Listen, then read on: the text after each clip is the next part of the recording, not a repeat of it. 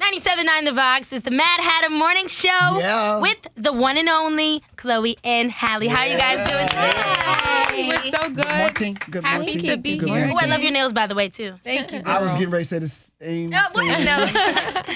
So this is you guys' second time being on tour. Now you're on tour with Beyonce and Jay-Z. So has it been really different the second go-around?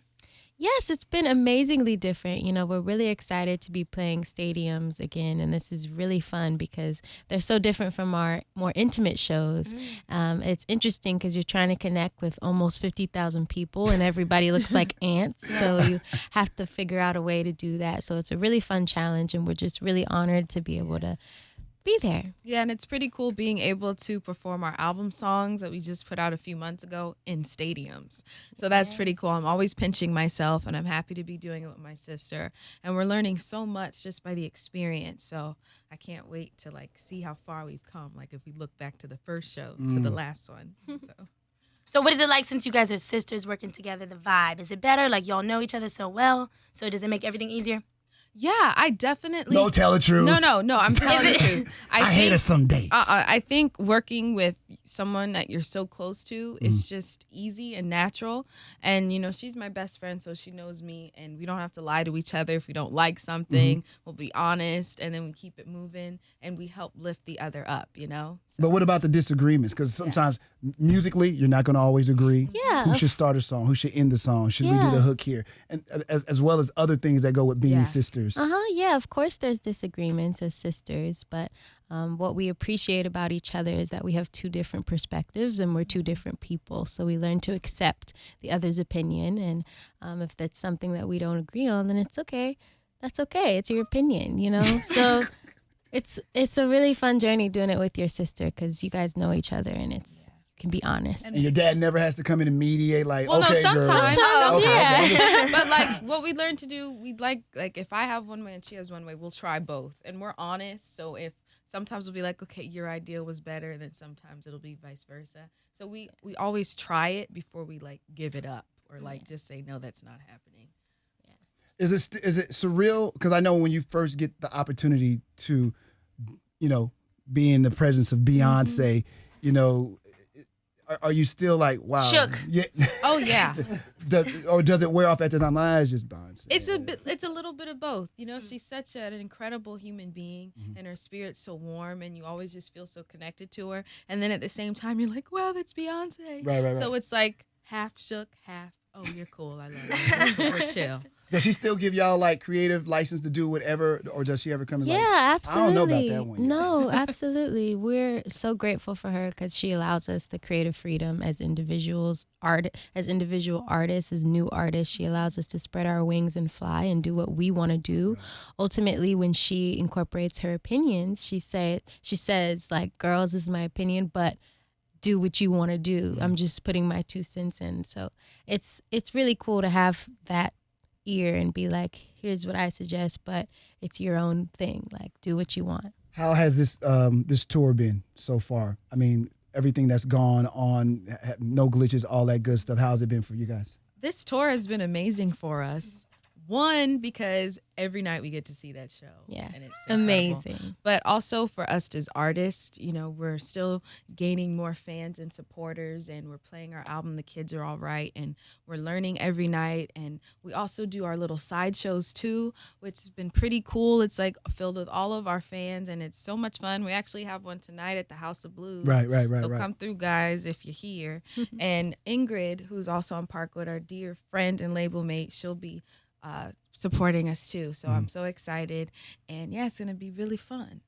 Well, before I start talking about the television stuff, talk about the album. Yeah, The Kids Are All Right. Yeah, so our debut album, The Kids Are All Right, is just so near and dear to our hearts. It's been 3-4 years in the making of this album, and we really grew up. We're still growing up, but we really grew up during the making of this album. It just tells basically our diaries about self-discovery and who we are as young women and learning to love your insecurities and just putting it all into that album. And for this generation, we just wanted them to know that, hey, no matter what's going on in the world, everything that looks crazy right now, at the end of the day, we're going to be all right. The kids are going to be all right. And we needed to remind our peers that, hey, we're just, taking all this negativity and turning into something beautiful and positive through our art. And we can do anything. With your music, has there ever been any moments where, because I'm a parent, and I have a beautiful child just like your father does, has there been any moments when you were writing and there was a big reveal in there, like okay, what's going on here? And there was questions from him as a parent about things you might have been saying in your music? Ooh. Dad, walk out on this one. Yeah. So they can be honest for a second. I'm just curious, because music is what it is, and you're growing young ladies, and there's going to be things you talk about, and as a father, he might learn that. Wait a minute, when did that happen? Why did it happen?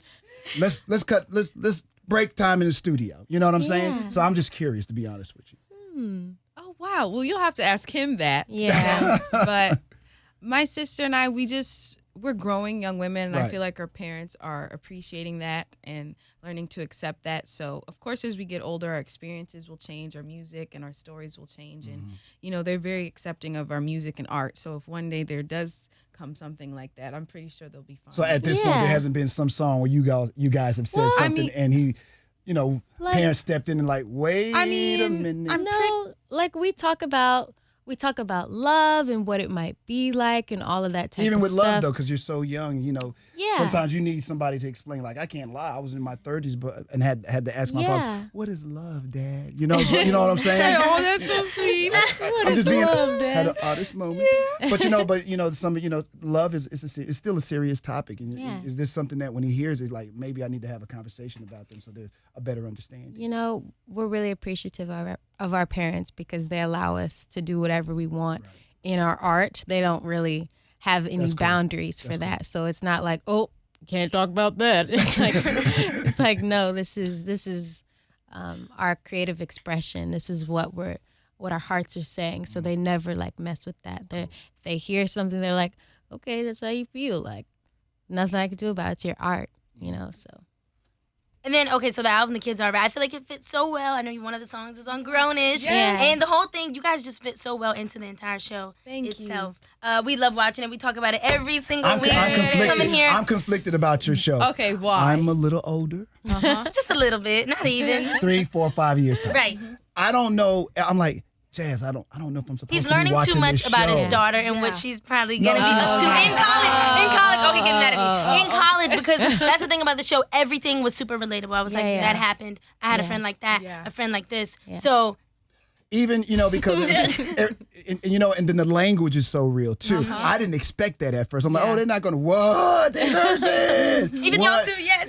Yeah. So, there's some real serious stuff going on the show, but I'm a grown-ass man, as they say, and I'm watching this show, and I love every episode. I'm like, I really didn't know if I should be watching it. That was my only question. No, you can definitely watch No, it. you Don't watch feel it. ashamed. Yeah. But talk to me how you guys got the opportunity to be on this show. What made you, what was the decision to say, you know what, this will be a great platform for us. Let's do it. Yeah. Well, number one, we've always loved our dear friend Yara. We think she's so amazing and so talented and smart.